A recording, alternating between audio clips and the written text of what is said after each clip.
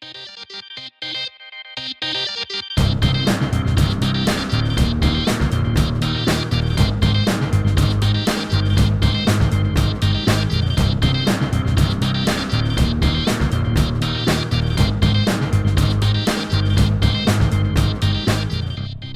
and this week I'm recording the podcast, vlog, blog, YouTube channel episode, call it what you like.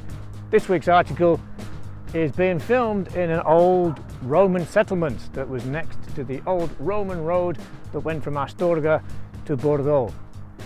They used to keep cattle here. It was a way station along the Roman road. Incredible what you find when you walk around your city, right?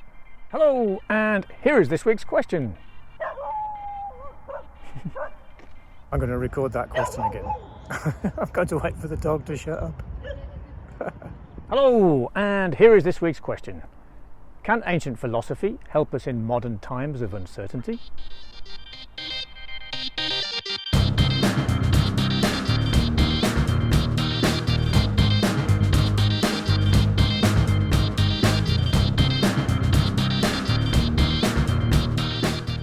This week's image takes us back to Greek and Roman times.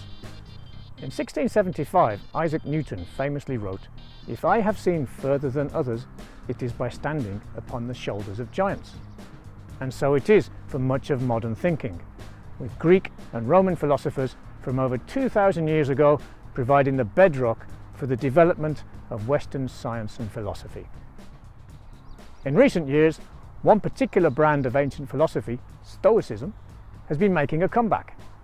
21st century authors are promoting it as a modern outlook based on ancient truths that can help us handle the constant changes and the sense of uncertainty that plague our lives and society.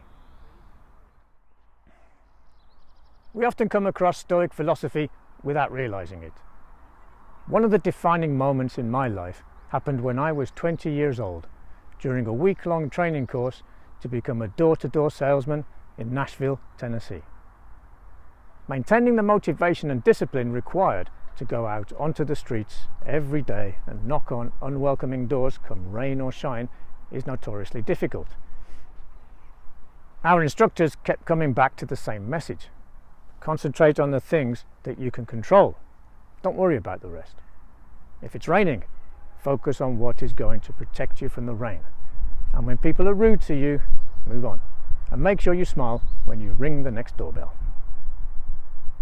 This is a central tenet of Stoicism, and unbeknownst to me, I had begun to embrace the ideas of ancient thinkers such as Epictetus, Seneca, and Marcus Aurelius.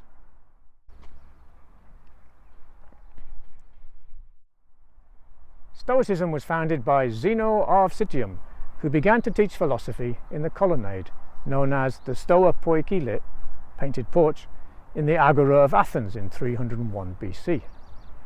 His disciples eventually became known as Stoics. The main principle of Stoicism is that emotions lead people to make bad choices. If you can learn to view the world and relationships logically as opposed to emotionally, you can lead a more peaceful life. It is designed to be useful and practical. Its critics, on the other hand, accuse it of creating heartless, unfeeling sociopaths. Nonetheless, for centuries it was one of the major schools of philosophy. Its influence declined with the rise of Christianity, but it enjoyed a revival in the Renaissance and is now, once again, a popular source of inspiration. Here are 4 of Stoicism's central tenets. Amor fati. Take on board whatever is happening to you, embrace it, and act accordingly. Memento mori. Only when we properly accept that death is inevitable can we truly appreciate the gift of life and make the most of our time before it is too late. Premeditatio malorum. Prepare for the worst and accept that your plans might go awry. Sympathia. Everything in the universe is mutually interdependent. We are all one. We need to focus less on our own problems and more on how our actions affect those around us. These easy to learn, actionable principles have helped me through thick and thin. Accepting that my first wife's cancer diagnosis was something we couldn't change, that her death was inevitable and that all our wonderful plans would become ashes meant that both of us could concentrate on what was vital, living our lives to the fullest extent possible and preparing ourselves, each in a different way, for what was next.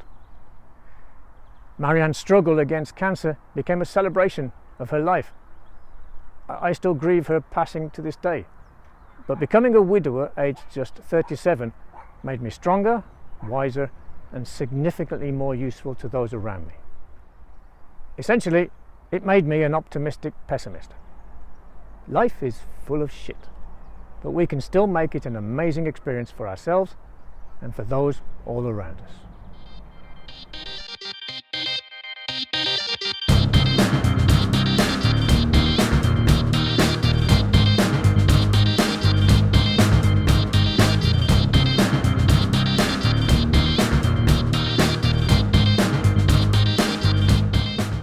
Let's chat about the picture and those ideas.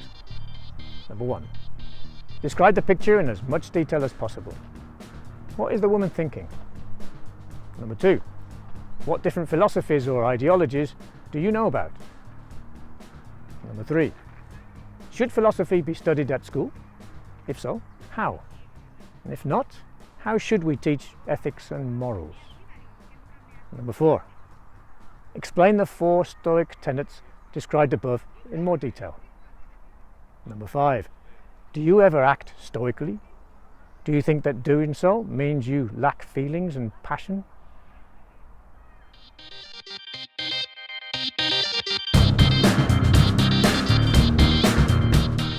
And here's an activity for you. Think about how you have reacted to some difficult moments during your life. If you had a second chance, or had been able to think rationally at the time, what would you change? And if you want to find out a little bit more about Stoicism, here are a couple of good books to read. This is a great introduction called Lessons in Stoicism by John Sellers. Really thin, not long, very concise and clear. And this is a book by Ryan Holiday, The Obstacle is the Way. Thank you for sharing your time with me today. I hope this was useful. Have a great day, a great week, and a wonderful weekend. See you next week. Bye.